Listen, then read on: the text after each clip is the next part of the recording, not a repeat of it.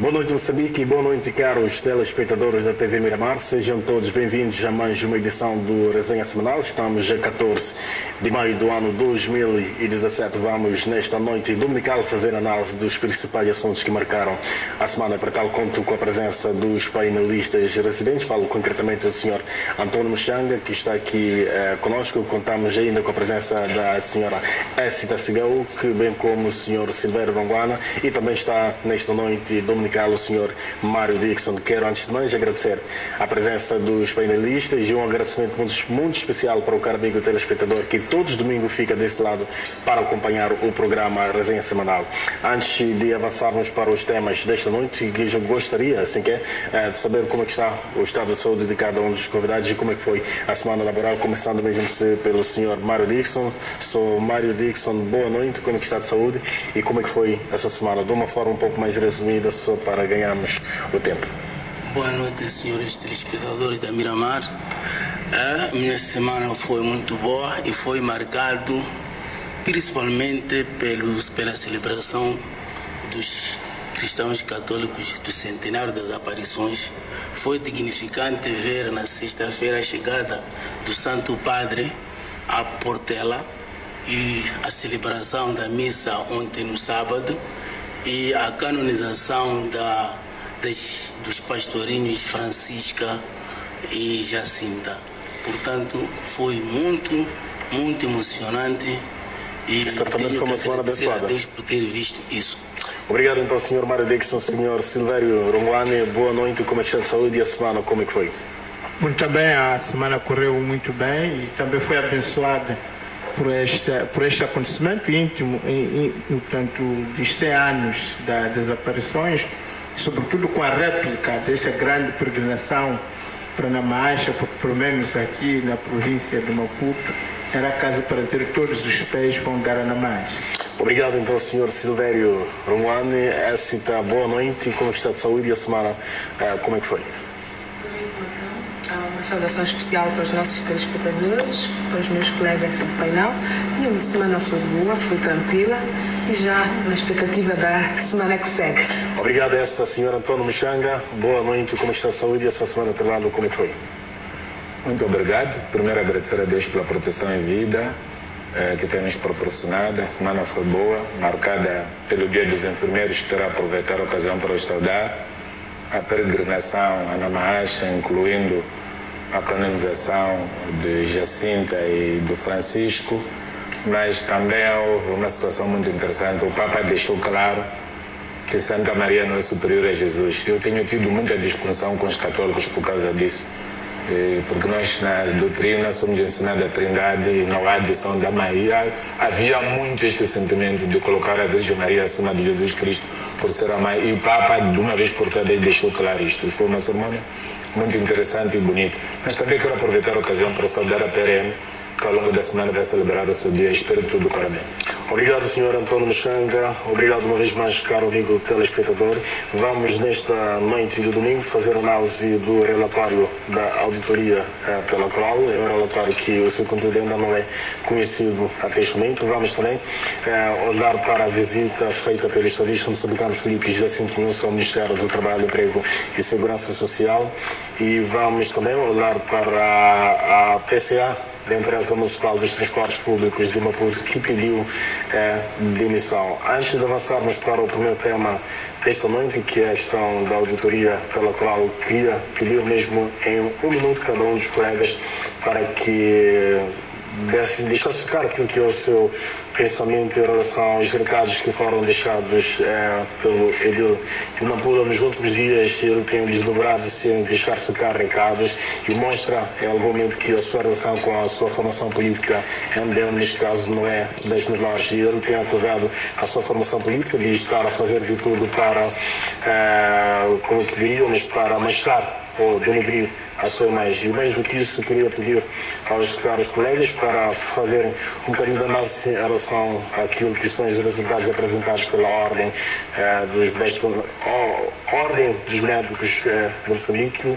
Estamos a falar da questão dos exames de certificação, um grupo considerado de estudantes que licenciaram em medicina foram chumados, ou seja, eles não podem ser médicos. Começando mesmo pelo senhor Severo Orlando, o que está acontecendo efetivamente dentro do MDM? A saúde, em termos de relação Mahmoud Amrani e o MDM, não está muito católica. O que se passa? E peço também a sua análise em relação a estes resultados que foram apresentados pela Ordem dos Médicos de Moçambique. E o bastonário terá dito ainda esta semana que estas reprovações acontecem por causa da má qualidade da formação dos médicos. Peço mesmo de uma forma um pouco rápida. Bom, por um lado, reconhecer que agora a formação dos médicos está a ter várias nuances. Portanto, tem uma coisa que é a universidade, tem a sua forma de fazer a avaliação, e tem, por outro lado, a Ordem também com essa tarefa de certificar. Eu acredito que esta forma de avaliar vai contribuir para que tenhamos médicos cada vez melhores, médicos em que possamos ter maior confiança.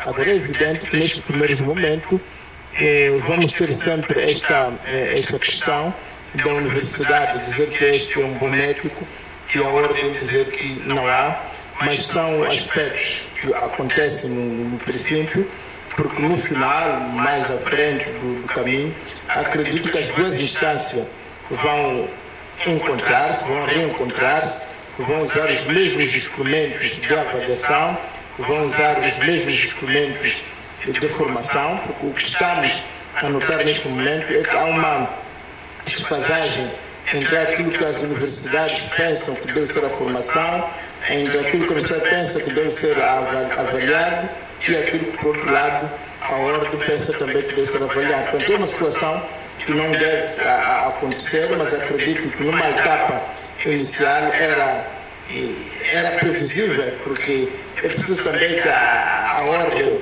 procure conhecer o que é que precisa de fato avaliar, e cada vez vamos assistir à aproximação de posições, porque não pode haver alguém que foi avaliado positivamente por uma universidade reconhecida e certificada pelo Estado e dizemos que não tem a qualidade por uma outra instituição também reconhecida pelo mesmo Estado. Portanto, eu penso que é uma questão de tempo, mas vão se reencontrar as duas instituições para o bem da nossa saúde. Outro assunto, eu acredito que estamos a ir para o Congresso em dezembro, onde vai ter o seu Congresso, e acho que ali todas as questões poderão ser discutidas e faladas. Mas com esse comportamento que tem manifestado o Idil Dina Paula, acredita que ele poderá participar desse Congresso? Eu não sou muito bom mas eu acredito que são matérias e é por isso que existe o Congresso, exatamente para aproximar as posições, para uma família se encontrar. Também é preciso também dizer que em Moçambique nós estamos acostumados a partidos que efetivamente não há liberdade de expressão. Mas vamos deixar para que o Congresso possa discutir as instituições próprias do MDM. Obrigado, Dr. Severo Orlando. Como é que então para estes dois pontos? Primeiro, os recados que são deixados de explicar pelo Idil na Pula, e também temos esta questão da certificação, exames de certificação. Penso mesmo também de uma forma um pouco rápida para deixar ficar aquilo que é o seu pensamento. Bom, sobre a situação interna do MDM, eu penso que não há muito por dizer.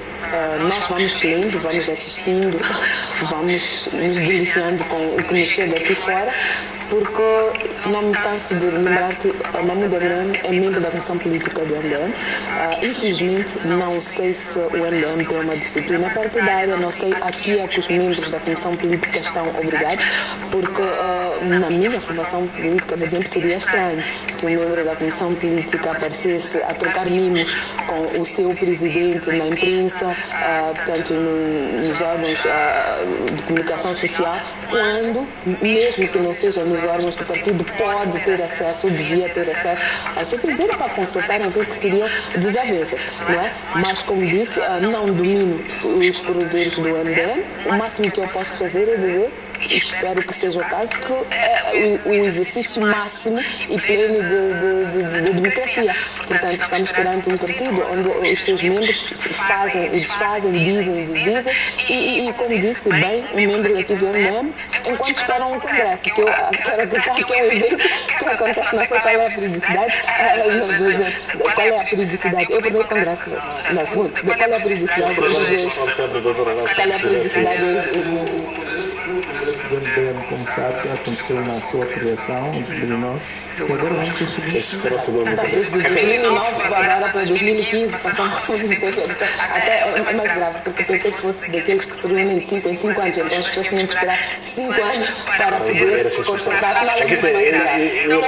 Não há muito para dizer, mas cá de fora vamos assistindo, que eu acho que os membros do MDM, e como eu repito, uma muda não é qualquer um.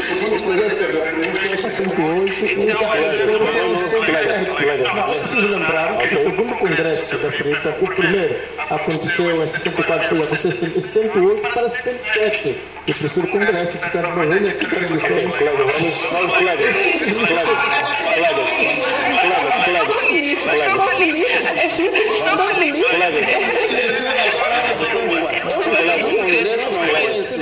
segundo congresso foi 68. Felipe, peço por favor, vamos ganhar o tempo, porque nem no primeiro tema entramos. Boa inspiração, felizmente já ultrapassei isso. Peço por favor, então, a produção dos exames de certificação em 30 segundos mesmo, para podermos passar a palavra para eles. Felicitar aqui o meu colega, que eles aprendem com os bons, não é? Felizmente a família já ultrapassou, e eu espero que eles também atinjam esse estágio de maturidade, que possam ter aulas que se reúnam, que façam alguma disciplina, que seria interessante assistir. Sobre a certificação da ordem dos médicos, eu penso que ela é importante e era necessária. Estamos a falar de uma profissão, estamos a falar de algo que tem uma relação muito direta com a vida. Portanto, um profissional mal formado, um médico mal formado, que não tenha provavelmente transitado, tenha feito o curso de forma recorde, mas que não domine o que aprendeu na faculdade, pode ser um perigo, ou é um perigo para a vida dos seus pacientes. Portanto, a faculdade vai formá-los, mas a ordem está a dizer que vai submetê-los a um teste para poder dar a certificação.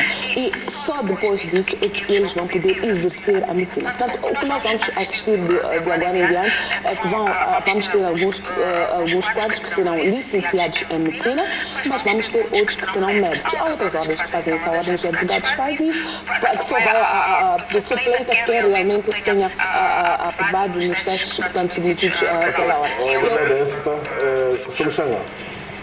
Qual é então a sua nova geração esta questão dos exames de certificação, que gostaria também de ver aquilo que é a sua opinião quando vamos para estes recados do edil de Nampula? O senhor Silveira Lano disse há pouco tempo que é um assunto que poderá ser discutido e resolvido também em sede do Congresso que está previsto para o próximo mês de dezembro. Estamos a falar de uma figura de extrema importância dentro daquela formação política, e os assuntos dele praticamente são colocados na imprensa, vamos colocar aspas assim de qualquer maneira, e quando tem essa possibilidade de aproximar ao seu líder e deixar ficar aquilo que é a sua inquietação, se for o caso. Já disse também o Edil Nampula que possivelmente poderá avançar sozinho para as próximas gerações.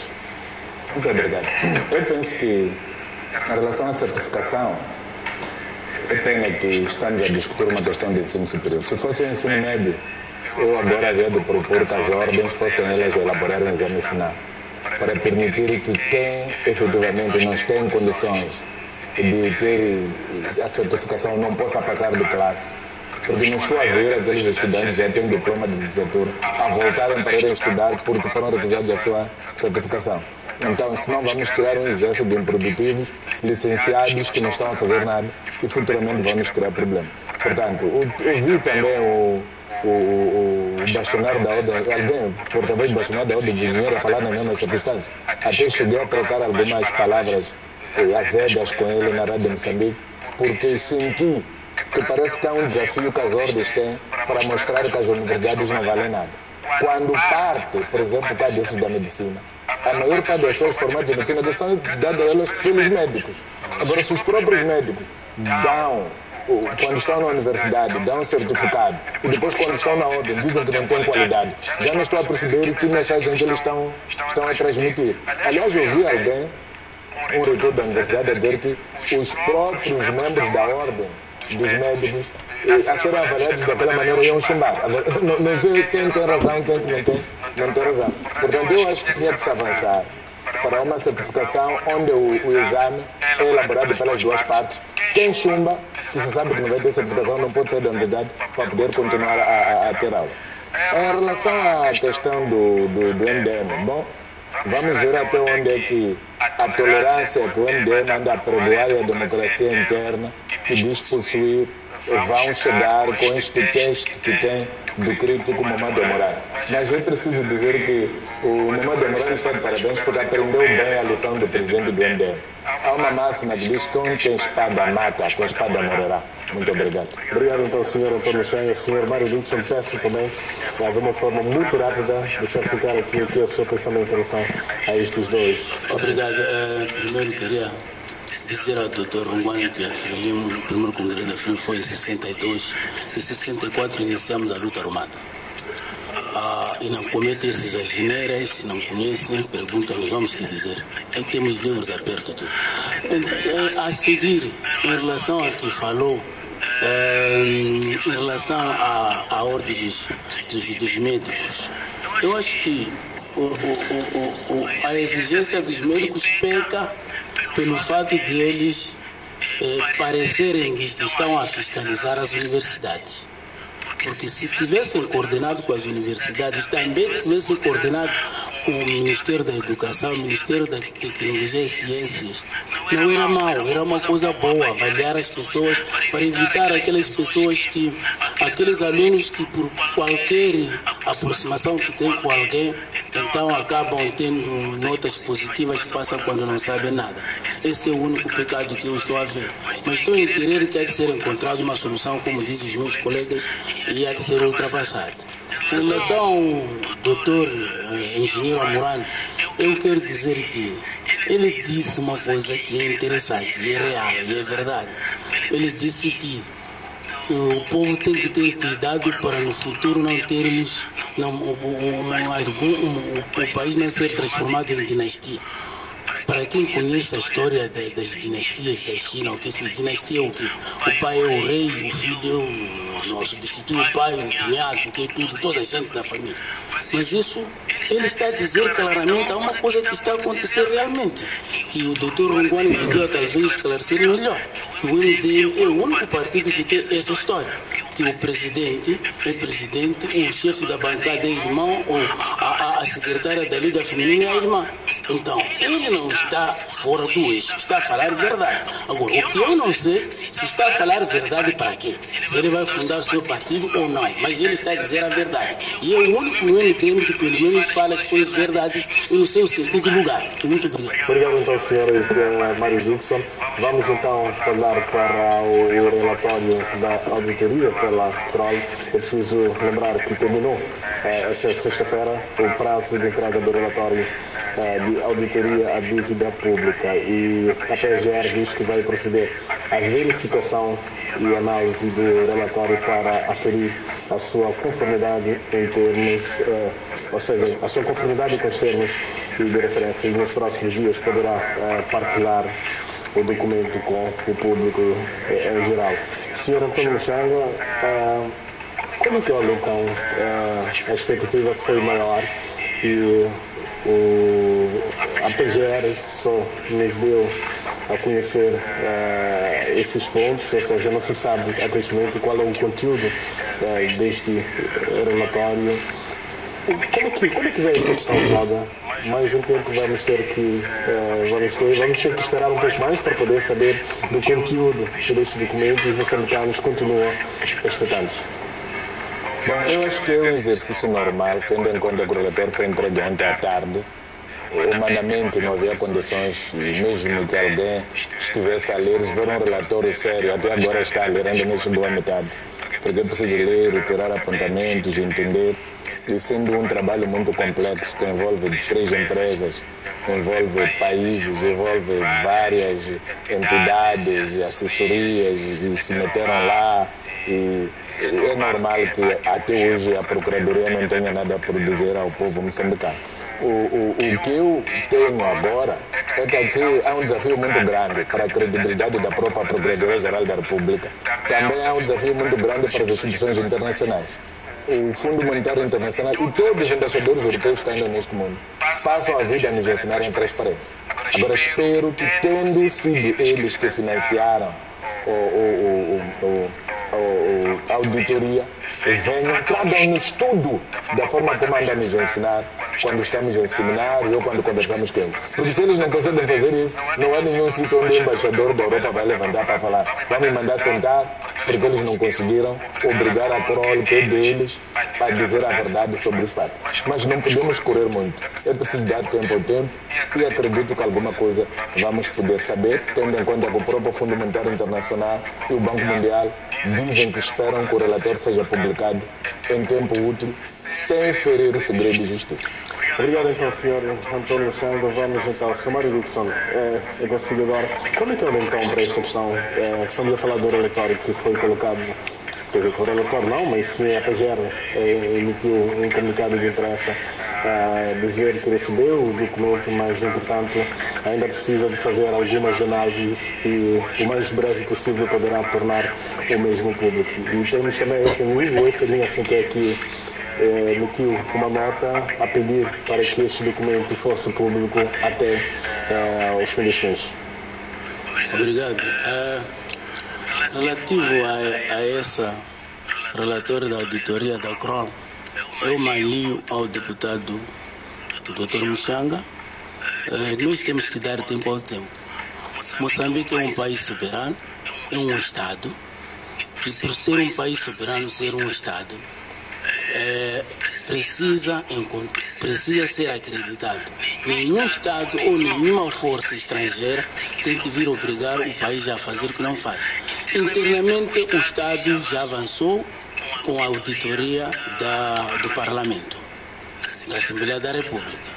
Então, essa outra auditoria é só para vir complementar. Portanto, se a Procuradoria da República fez o comunicado, vamos dar tempo ao tempo. E eu não estou aqui, não estou a ver a Procuradoria da República a reduzir uma página, ou a mudar uma página, ou a desviar uma letra ou um B. Então, esse espaço para que seja viciado este documento? Não tem como ser viciado, porque o relatório, quando é entregue em muitos duplicados. Há duplicados que ficaram com o auditor, há duplicados que ficaram com os que pagaram, então não tem como ser viciado. Se o Procuradoria viciar, a pessoa que pagou, que é a Suíça, vai ter que publicar internacionalmente, contradizendo aquilo que a Procuradoria está a dizer. Portanto, eu não estou a ver aqui uma manobra de diversão. E vamos dar o tempo ao tempo, por isso alinho a opinião do Dr. Muxanga, vamos dar ao tempo e acreditar no nosso Estado que nós somos soberanos, temos tempo, não estamos a correr, o país é nosso e é aqui onde nós temos que decidir e a nossa maneira.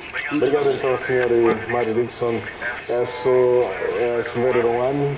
Qual a sua análise então em relação a este documento? Contra todas as expectativas, o documento não foi publicado, ou seja, o conteúdo deste relatório ainda não é conhecido.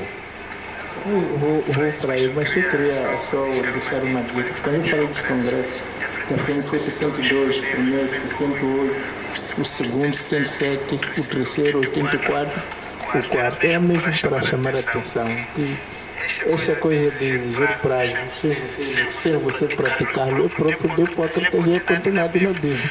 Bom, indo à questão da Kroll, da auditoria internacional, eu penso que há a questão do direito à informação. Portanto, o direito à informação está consagrado na nossa Constituição e há uma lei específica que foi aprovada há pouco tempo. Eu preciso lembrar que o que está em causa são dívidas que estão a prejudicar os moçambicanos no seu todo. Portanto, estamos a viver hoje na miséria em que nos encontramos, temos o custo de vida que temos em Moçambique, temos o meticale na situação que a pessoa se encontra devido a estas dívidas. Eu preciso lembrar cada pai, cada mãe, cada que tem que se lembrar que a sua pobreza se deve, em grande medida, com estas dívidas. Ora, o fato de ser estas dívidas que estavam a ser inquiridas, estava a se fazer uma auditoria, nós temos o direito de sermos informados até que de fato foi apurado, porque esta informação não é para ser guardada na gaveta, essa informação é para o consumo público, é para que todos nós possamos saber o que efetivamente aconteceu e por sabermos o que aconteceu, sabermos aquilo que deve ser feito. Portanto, qualquer tentativa de querer esconder a verdade deve ser rejeitada imediatamente. Agora, eu tenho esperança, estou cada vez crente de que realmente as informações que foram apuradas são sérias e são comprometedoras. Daí a razão que entrou-se na política dos adiamentos, ora sabia, não é? Agora, como já não há como adiar, já não se pode dar essa informação para o consumo público, mas eu queria me juntar às vozes daqueles que querem conhecer o que aconteceu, daqueles que sabem que se é a Procuradoria da República que pediu esta informação, a Procuradoria da República é um defensor público, ele tem de dizer a quem serve, aos moçambicanos, o que é que foi apurado, o que é que foi feito. Doutor Juan, gostaríamos de ser muito rápidos demais em exigir o conteúdo deste documento, assumindo que o mesmo só foi entregue à PGR ontem sábado. Não, a questão é assim, Macama, é que nós ficamos hoje tempo a dizer que foi adiado de 10x para 10x. Quando se anuncia ao público a entrega de uma informação, é pressuposto que essa informação é para ser disponibilizada ao público. Porque se essa informação não era para ser disponibilizada ao público, também era escusado andar-se a alardear, a se cantar, que ora vai ser entregue no dia 12, ou vai ser entregue no dia 30, ou vai ser entregue no dia X. Porque se não é para sabermos o que é que está no relatório, porque é que se informou a população, por isso se informou aos moçambicanos que havia de haver entrega deste relatório. A partir do momento que se anunciou que haveria entrega do relatório, se assume e há um compromisso claro, explícito e tácito de que esta informação tem de ser dada aos moçambicanos. Porque eu tenho confiança, tenho fé de que essa informação terá de ser dada para os moçambicanos precisam saber, porque nós estamos a viver mal por causa desses roubos. Obrigado então, Sr. Silvério Ruano. Esta partilha da mesma opinião do Sr. Silvério Ruano. Não, o meu entendimento é diametralmente oposto ao do meu colega. Lembro-me que há mais ou menos 2 semanas, quando comentávamos o último adiamento, quer dizer, isto é uma questão de expectativas. Creio eu que há pessoas que aliás, estava aqui no painel alguém que já dizia mata e esfola, né? E eu dizia, pronto, infelizmente temos que também saber lidar com isto. Há pessoas que estão à espera que eu receba um relatório às 15 horas, às 15h01, convoco uma conferência de imprensa para dizer recebi o relatório e diz isto. Como é que eu vou fazer isso? Isso provavelmente será receber oralmente de quem eu faço. Não me parece. Pela seriedade do assunto, penso eu que a Procuradoria deve sentar, recebeu sim o relatório e é isto que foi objetivo, que até dia 12 entregava-se o relatório. E lembro-me também que foi dito nessa altura que a Procuradoria dava-se um espaço de 90 dias para se pronunciar, porque é razoável que esta mesma Procuradoria sim e vá analisar o relatório. É preciso ler, perceber e, acima de tudo, ver se há conformidade com os termos de referência. Isso não se faz daqui para aqui, não é? Eu percebo algumas pessoas que têm expectativa, não é? E acham que se calhar um mês, 90 dias vai alterar alguma coisa, mas o documento já foi entregue, o relatório foi entregue. E este relatório, portanto, a Procuradoria tem uma parte, a CRO sabe que tem também outra parte, sabe o que é que escreveu. Quem pagou por esta auditoria também, quero eu acreditar, vai ter acesso a esta informação. Portanto, não acredito que haja muito espaço para alterar. O que se está aqui a dizer é que recebemos o relatório, vamos conversar sobre ele e voltaremos para dizer o que é que lá está. É preciso vir aqui dizer coisas com coisas. Não são presunções, não são achômetros, não são. É preciso vir aqui dizer o relatório diz isto. E o mais importante, foi necessária a salvaguarda, portanto, daquilo que são os botões processuais, que são segredos de justiça. Porque dizia eu também há 2 semanas atrás, que neste mesmo espaço, que pessoas que até já tinham sentenças, não é? Não conhecem o documento, não sabem o que a auditoria encontrou, mas já têm sentenças. Sendo a Procuradoria o guardião, um dos órgãos responsáveis, o guardião da legalidade, é importante que ela se pronuncie com necessária seriedade. Obrigado, então, Elsa. Vamos neste momento observar o nosso primeiro intervalo e voltamos daqui a alguns segundos. Não sai daí e até já.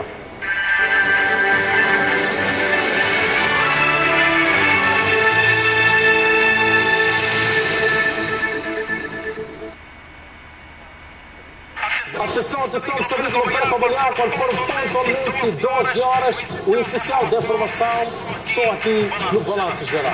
Até lá.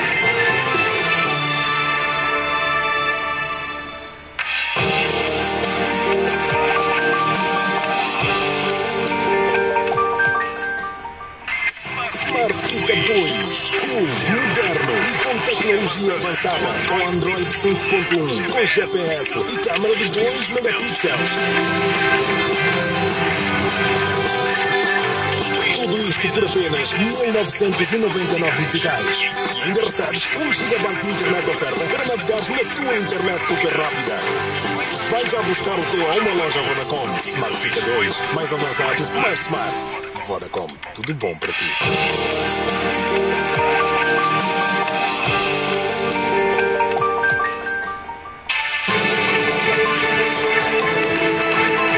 O mundo dos negócios é rápido e muito diverso. Os empresários devem ser livres, inspiradores e gestores eficientes. Mas será que uma coisa é mais importante que outra? Esta semana descubra a resposta do PME+.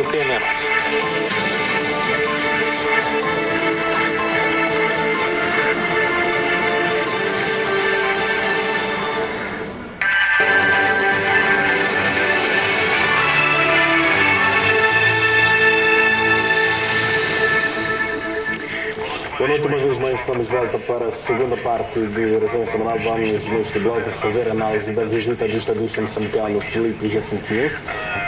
Nesta semana que termina, o Presidente da República visitou o Ministério do Trabalho, Emprego e Segurança Social e as nossas atenções agora vão virar para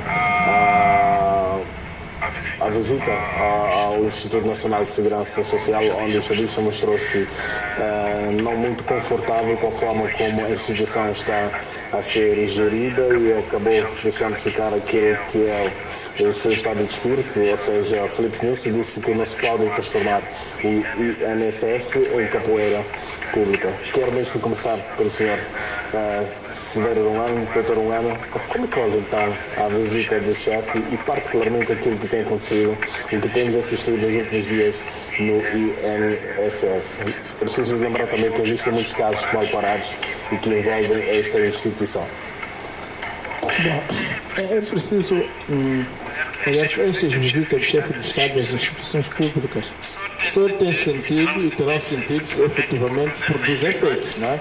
E é evidente que começou a sua visita para o Ministério de Obras Públicas, onde já assistimos à admissão do Conselho de Administração, praticamente um bloco decorrente dessa visita. Vamos falar logo a seguir da admissão do PCA, do TN, também decorrente dessa visita do chefe do Estado, e eu espero sinceramente também ver consequências políticas e administrativas desta visita, porque a partir do momento que o Presidente da República reconhece que o INSS está a transformar-se numa capoeira para que qualquer dirigente vá para ali e pegue a sua galinha de acordo com a sua fome. Portanto, é gravíssimo, porque estamos a falar nada mais, nada menos do dinheiro dos pobres. Portanto, é preciso lembrar que o INSS quem contribui são os trabalhadores. São os trabalhadores que tiram um pouco dos seus ganhos e põem lá para cuidarem na velhice, para cuidarem da morte, para ter alguma saída na doença. Portanto, se efetivamente a corrupção instala-se num sítio deste, é caso de fato, por exemplo, Moçambique está a entrar num mau caminho, porque estamos a dizer, se este dinheiro é desviado, é comido, é transviado, é transformado numa capoeira, o que será dos trabalhadores. Ou seja, os trabalhadores estarão a fazer as suas poupanças, mas essas poupanças estão a ser respeitadas e alguém está a usurpá-los, e quando chegar à altura de querer recuperar aquela sua poupança, não haverá efetivamente nada. Então, isso revela uma grande preocupação, e eu quero acreditar que é grave, que se calhar o próprio Presidente da República devia ordenar imediatamente um inquérito,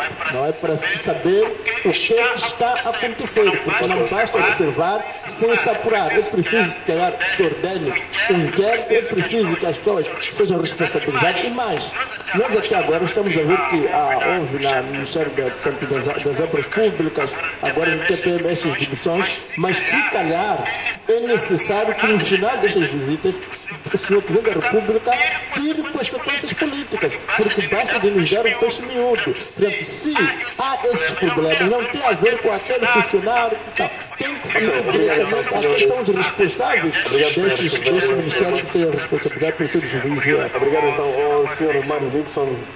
Como é que olha então para esta visita ao Instituto Nacional de Segurança Social? O Presidente da República acabou questionando aquilo que são as competências por parte da Direção-Geral e do próprio Conselho de Administração. Quando ele diz, e passamos a citar, o Conselho de Administração do INSS e a sua direção são assim tão fracos que qualquer um pode vir aldrabar. Qual é a sua interpretação a esses dizeres? Bom, de fato é uma situação grave, porque o Instituto Nacional de Segurança Social, ele se submete-se ao Ministério do Trabalho. Eu acho que a não ser que, não pode ser, talvez não seja grave, a não ser que a visita do chefe do Estado tenha acontecido depois do relatório da Ministra do Trabalho a focalizar esses assuntos.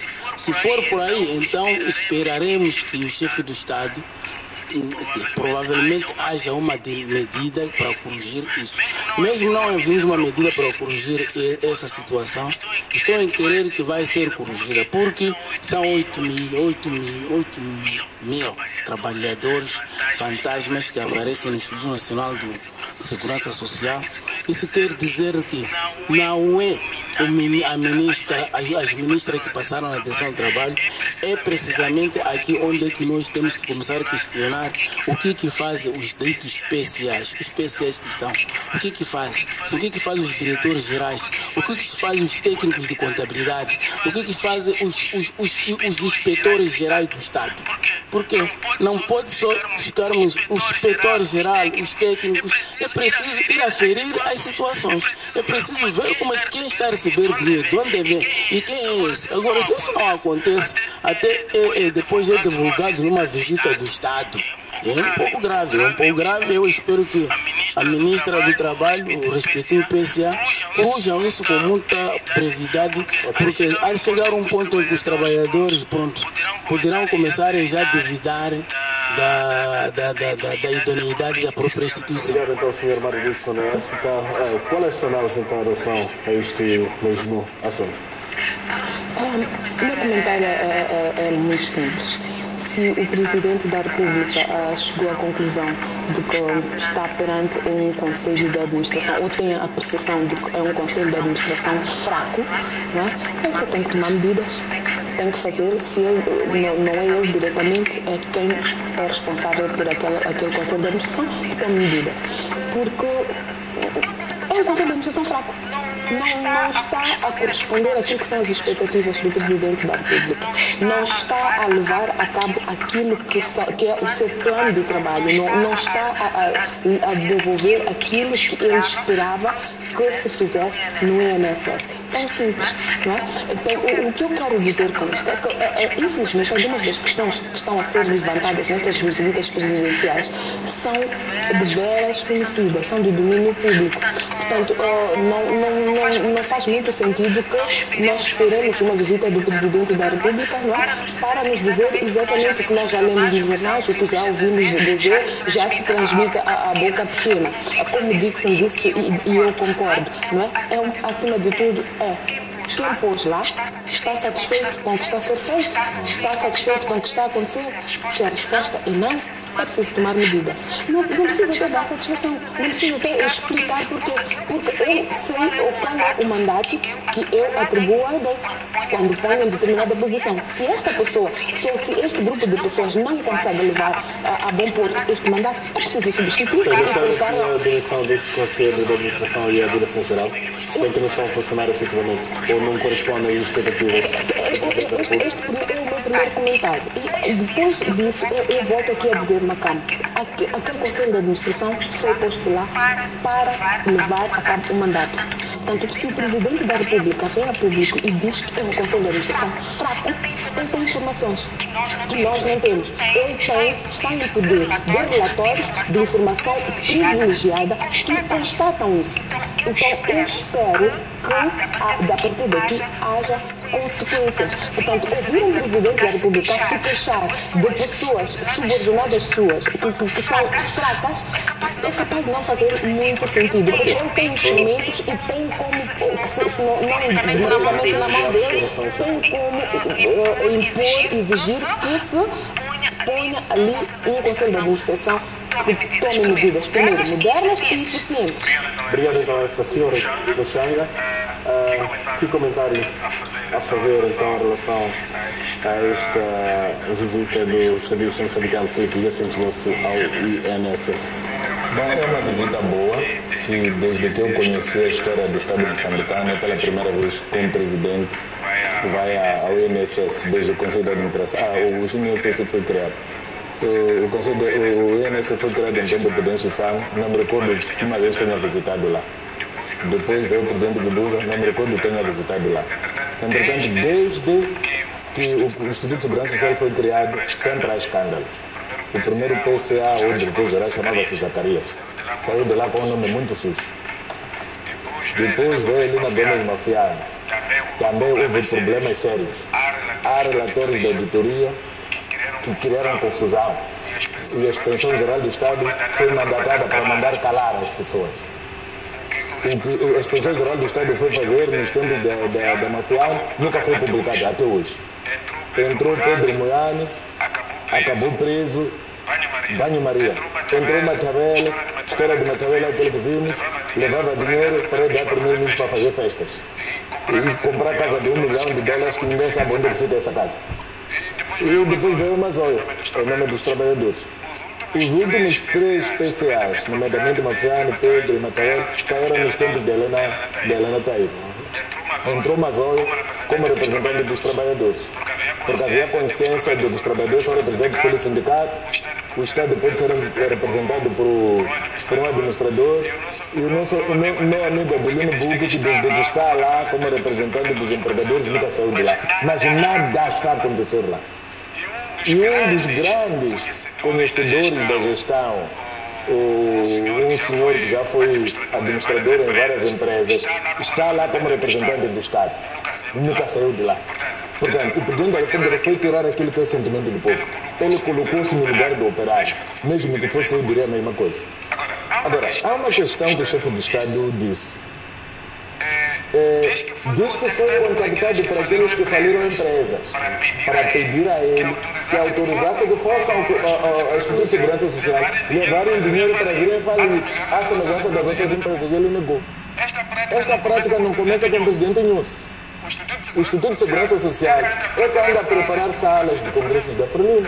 Eu já ouvi dizer que o Instituto de Segurança Social pagou sala feita em Climão, agora participou na construção daquele complexo de Cabo Delgado. Já ouvi dizer que anda a pagar casamentos. Quer dizer, muita porcaria anda no Instituto de Segurança Social.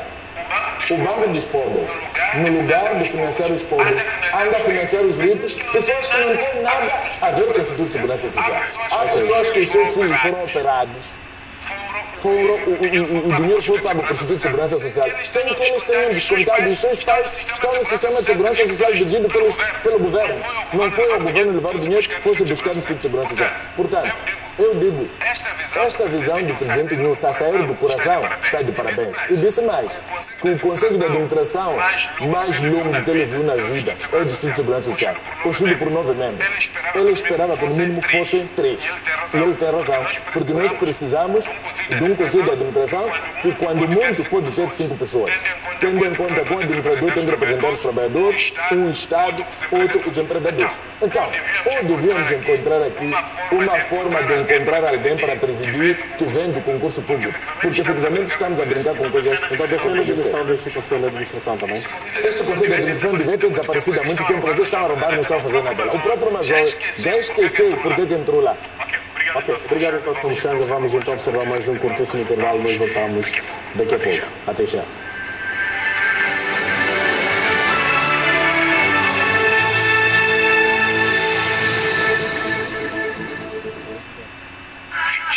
Anos depois de Xona.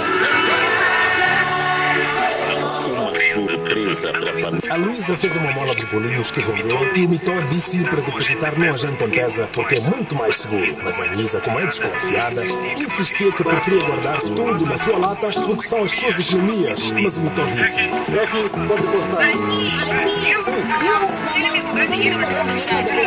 E não só, o dinheiro não aparece na minha conta Mpesa. Luísa, depositar dinheiro no agente Mpesa de bola. Não se compra nada. Olha, quando tu deposita dinheiro na tua conta Mpesa, recebe uma mensagem de confirmação com o valor depositado. É por isso, o teu dinheiro só fica seguro na tua conta Mpesa e não nesta lojinha. Mas o Mitó disse: confia, Luísa. A Luísa confiou, depositou a mola e recebeu a mensagem e já está. Deposita o teu dinheiro no agente Mpesa de Borla. Verifica sempre que recebeste o SMS de confirmação de depósito. Faz como a Luísa. Confia no Mpesa. Mpesa. Facilita a tua vida.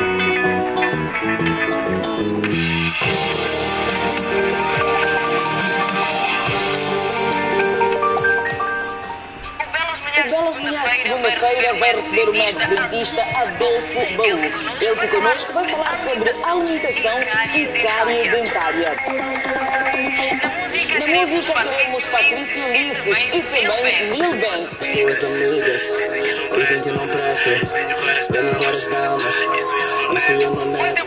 Muita música a dobrar no nosso programa. Agora na cozinha teremos a chefe Roema. Ela vai preparar um delicioso bolo de caramelo. Que maravilha!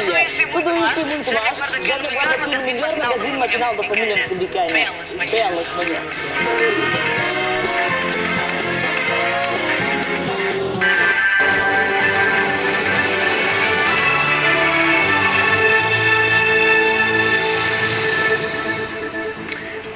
Boa noite, uma vez mais estamos de volta para a terceira parte do Resenha Semanal. Vamos agora fazer a análise da demissão da PCA, da Empresa Municipal dos Transportes Públicos de Maputo, ou seja, ela colocou à disposição o seu cargo e gostaria de convidar primeiro o Sr.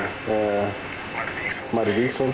Como todo então para este assunto, estamos a falar de uma decisão que é, ou seja, uma decisão que surge depois do estadista moçambicano Filipe Jacinto Nunes ter efetuado aquela instituição no passado dia 13 de abril. E hoje temos esta PCA que coloca à disposição o seu cargo. E depois desta visita, o presidente constatou várias situações não muito boas, de carros que estavam parados por causa de avarias muito pequenas, das pneus, a falta de baterias, etc. Como é que olha então para esta decisão da PCA? Obrigado. Eu acho que cometeu-se um erro quando se começou a instituir os PCAs. Não se viu qual a empresa que devia ter PCA. Por exemplo, a empresa de transportes de Maputo só ter um PCA para fazer o quê? Uma empresa de transporte só tem que ter chefe da oficina, depois tem que ter o diretor, o chefe das finanças, depois tem que ter o diretor-geral. E o PCA faz o quê? Agora, se dissesse que é PCA para todas as empresas de transporte público de Moçambique, talvez já eu poderia concordar, porque é reunião de 10 diretores gerais das empresas que constituem um corpo de PCA. Por isso, aqui não tem muita coisa a comentar, a não dizer que esse senhor, acho que canalizou, chegou à conclusão de que ele mesmo que entregar o lugar não estava a fazer quase nada. A senhora Maria Yolanda. Ok, obrigado então. Senhor Silvério Romano, qual é a sua análise então esta decisão da PCA quando coloca à disposição o seu lugar? Eu penso que é uma decisão histórica no nosso país, portanto alguém que percebe que perdeu a confiança de quem o nomeou, portanto é lógico, se és nomeado por um governo, seja via primeiro-ministro, seja outra via for, perceber que o chefe desse governo não está satisfeito, perdeu a confiança em si, porque realmente a forma como o chefe do Estado, o chefe do governo, no caso, referiu-se a esta empresa e, sobretudo, a direção desta empresa mostrou claramente que tinha perdido confiança com a direção desta empresa, da mesma maneira que mostrou também que perdeu confiança com a direção agora, portanto, do INSS. Portanto, a partir do momento que há sinais claros de perda de confiança de quem lhe nomeou, não há outra saída. Se for uma pessoa digna, eu penso que esta senhora mostrou uma grande dignidade. Pronto, eu estava aqui porque havia confiança no meu trabalho. Hoje, quem me colocou aqui já não tem confiança no trabalho que eu faço, o melhor é de fato arrumar as malas e ir para casa. Portanto, nesse sentido, ela está de parabéns. Eu penso que é uma decisão que devia ser imitado por muitos gestores, porque não tem sentido que alguém lhe nomeie e possa dizer em público que perdeu confiança em si e você continuar nesse lugar, quer dizer, esperando que o outro mesmo venha dizer, olha, vai lá, sai lá. Parece-me que esta senhora é uma senhora com muita dignidade, significa que ela sabia o que está lá a fazer, e se o trabalho dele de fato não satisfaz a população, isto é notório, mas se também não satisfaz quem lá lhe colocou, eu penso que tinha uma única via, que é demitir-se. Neste sentido, eu quero de fato lhe dar parabéns e reconhecer o seu profissionalismo, reconhecer a sua dignidade. Oxalá Moçambique tivesse outros dirigentes como estes, que quando percebem que perderam a confiança daqueles nomeados, quando percebem que não estão a conseguir satisfazer os clientes, quando percebem que não estão a conseguir realizar aquele trabalho tal como se previa, colocam o seu lugar à disposição para que outras pessoas mais capazes, outras pessoas com muito mais confiança também venham tentar outras formas, outras modalidades de direção. Para deixar de parabéns a esta senhora, que passam a respeitar muito mais a partir de hoje. Feliciana, como é que eu então para este assunto? Muito foi discutida aqui a questão dos transportes públicos de Maputo, em particular. O Presidente da República visitou aquela instituição e constatou problemas muito básicos, e hoje temos aqui a PCA a colocar a discussão no seu lugar. Bom, mas antes disso eu queria completar que, em relação ao Instituto de Segurança Social, eu gostaria que o Mazoia, antes de sair, fosse buscar o dinheiro que ele deu ao senhor Rogério Manuel para comprar aviões que não servem ao Instituto de Segurança Social. Caso não, que se hipoteque tudo que é do senhor Rogério Manuel. O dinheiro de pobres não pode financiar quem diz que é empresário. E, em relação à questão que me colocas, aqui a senhora está de parabéns porque efetivamente percebeu que ela não tinha capacidade. Lamento que ela tenha percebido muito tarde. Ora, o Presidente da República vai à empresa, toma conhecimento de que tem dezenas de autocarros que não têm pneus nem baterias. No momento que o Presidente da República pensava em alocar 100 autocarros, e ele diz, vou alocar mais 100 autocarros para depois ficar que não tem pneus, não tem baterias. Vai às outras empresas congêneres, arranja pneus e baterias. A primeira coisa que acontece é que os técnicos que vão para lá para verem quais são os carros, para escolherem o tipo de baterias. O número de autocarros declarados, como tendo falta de baterias, não estavam no local, não conseguiram apanhar até hoje. O que essa senhora pretendia fazer com mais baterias e pneus jamais? Pensava que iam comprar, iam pagando de dar dinheiro. Como se isso não bastasse, quando se monta pneus e monta-se baterias nos carros, depois ela diz, eu não posso pôr os autocarros na rua porque não tem combustível. Está lá. Não sei eu que estou a dizer isso. Está gravado, as televisões apanharam. Os técnicos dos caminhos de ferro, quando foram para lá para apurar o número de viaturas declaradas que tinham baterias e não apanharam as viaturas no parque. E não conseguiram descobrir onde é que estavam. Quando voltaram, foram conseguir montar baterias de pneus a 17 autocarros. No primeiro dia foi declarado mais de 3 dezenas de viaturas. Vai lá rever. Não estou a inventar. Depois, as 17 viaturas não saem porque não há combustível. Sinceramente, não há capacidade. Eu penso que, mas essa questão não é só da senhora. Os outros também. Aquele conselho de administração tem que desaparecer. E colocar lá um diretor, que há de ter um chefe de tráfego, um chefe de administração e finanças, um chefe de recursos humanos. 4 pessoas vão gerir melhor aquela empresa. Obrigado então, Sr. Muxanga. Qual é então a sua leitura em relação a esta decisão da PCA? É que aqui todos passam, puxam os galões para si, eu também tenho que puxar, não tem que ser uma mulher, né? Essas coisas aí, tem que ser uma mulher.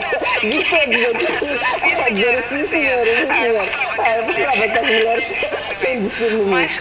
Mas, concretamente, eu ainda acho que o problema de algumas, aliás, defendi isso aqui neste programa, neste painel, que o problema de algumas empresas, se calhar, ultrapassa pessoas. Todavia, para a dimensão que o assunto tomou, para alguém que preza muito a sua carreira, se calhar preza muito o seu bom nome, não havia outra alternativa. Porque se é uma questão de sistema existente, se é uma questão de gestão, como eu acho que é, que não basta mudar as pessoas, em algumas empresas que o presidente já visitou, é preciso fazer um bocadinho mais. E já começam a aparecer propostas de reestruturação, já aparece, portanto, o próprio governo já aparece a dizer que está à procura de parceiros, portanto, reconhece, o próprio presidente recomendou, portanto, uma gestão mais comercial para algumas dessas empresas. Portanto, é algo completamente diferente, porque eu quero acreditar que esta senhora tinha mandato ali. Era um sistema que estava a funcionar de uma certa forma e foi lá que ela assumiu aquele mandato. A outra situação seria de competência. Chegasse à conclusão que esta senhora, esta PCA, não é competente o suficiente para estar ali. Portanto, qualquer uma das situações não lhe punha bem na fotografia. É uma questão de tempo. Ou ela sai pelos próprios pés, ou continua sujeita a passar por aquilo, receber visita de seu superior hierárquico e mostrar-se desgastado, anastado, com a imprensa a difundir isto. Então é uma questão de autoestima, podemos assim dizer. O que ela fez foi, olhou para si e disse, olha, não tenho condições de continuar nesta empresa porque definitivamente aquilo que quem me pôs aqui ou espera de mim, eu não estou a fazer o delivery, não estou a cumprir. E provavelmente a médio e curto prazo não poderei alterar substancialmente a situação. Porque se ela decidisse manter-se, seria no caso em que o sistema fosse outro, ela teria que mostrar resultados. A breve prazo, porque a pressão que está a ser exercida para que os transportes urbanos tenham uma outra fase é grande. É preciso mostrar resultados urgentes. Então ela ponderou. Provavelmente não vai ser mais valia a breve trecho. Então optou pela saída. Obrigado então, 10 segundos ao Mário Dixon, que pediu, depois vou dar 10 segundos ao Muito obrigado. Eu apenas quero aconselhar o ilustre deputado Muxanga.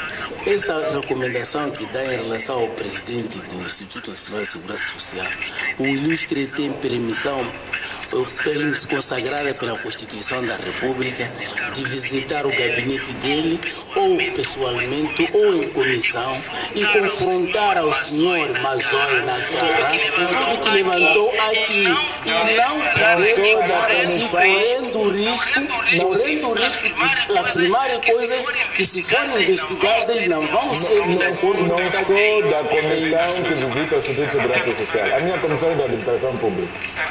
Então, eu queria dizer, o que eu estou a dizer são duas coisas que eu conheço. O Rogério Mané já foi citado em jornais como tendo investido em segurança social para comprar aviões e nunca pagou dinheiro. Foi intimado para pagar, nunca pagar. O Conselho de Emprego deu dinheiro a aquilo. Então espero que facilite o trabalho do chefe de Estado. O Conselho de Administração disse bem, são 9 pessoas.